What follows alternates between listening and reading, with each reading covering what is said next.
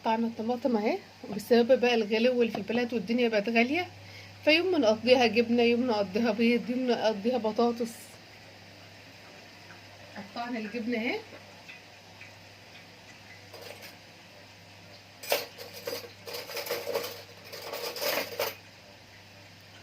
وهنحط حته الجبنه البيضه اهي، ونحط الجبنه القديمه،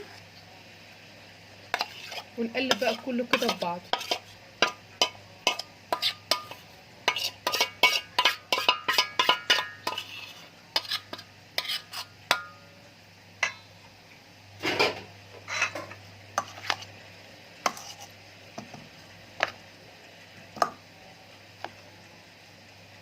الجبنه القديمه دي بقى احنا عاملينها عندنا في الزلعه في البيت هنا عندنا، ماما بتعملها لنا، بتبقى جميله كده لما نطلعها ونعملها كده بالجبنه اهو، يوم بيتقضى. ونحط عليها حته جبنه قريش، ولو عندك كوبايه زبادي حط كوبايه زبادي، بتبقى طعمها برضو حلو، ما تضيف عليها كوبايه زبادي.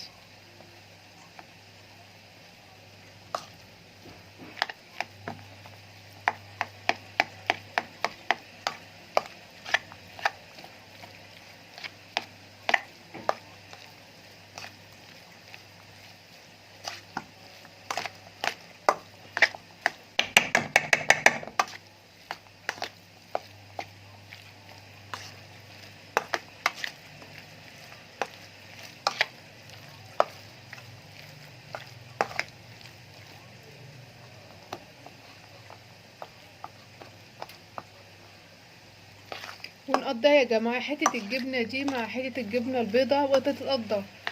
الفراخ بقت بكام واللحمه بقت بكام، مش كل يوم هنطبخ لحمه وفراخ، لان ما عادش ان انت تقدر يعني اللحمه والفراخ هتطبخوها مره في الاسبوع بس، لان ما بقتش ان انت تجيب مثلا في اليوم مرتين لحمه، او في الاسبوع مرتين لحمه وفراخ.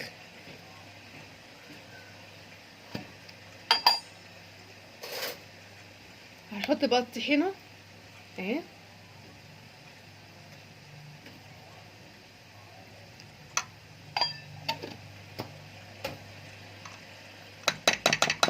ولازم ننزل بقى كده الطحينه كلها، عشان الطحينه كيلو الطحينه دلوقتي بقى ب100 جنيه، يعني حرام يعني، فلازم ايه.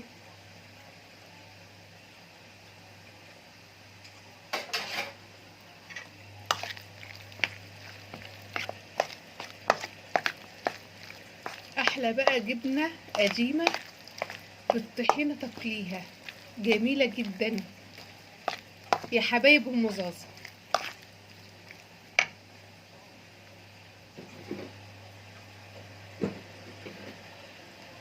ونحط حبه زيت بقى تموين،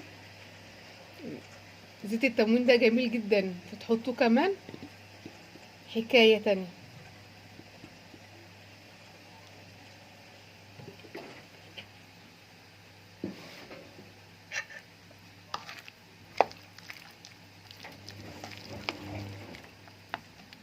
وكلوا بقى وداولي.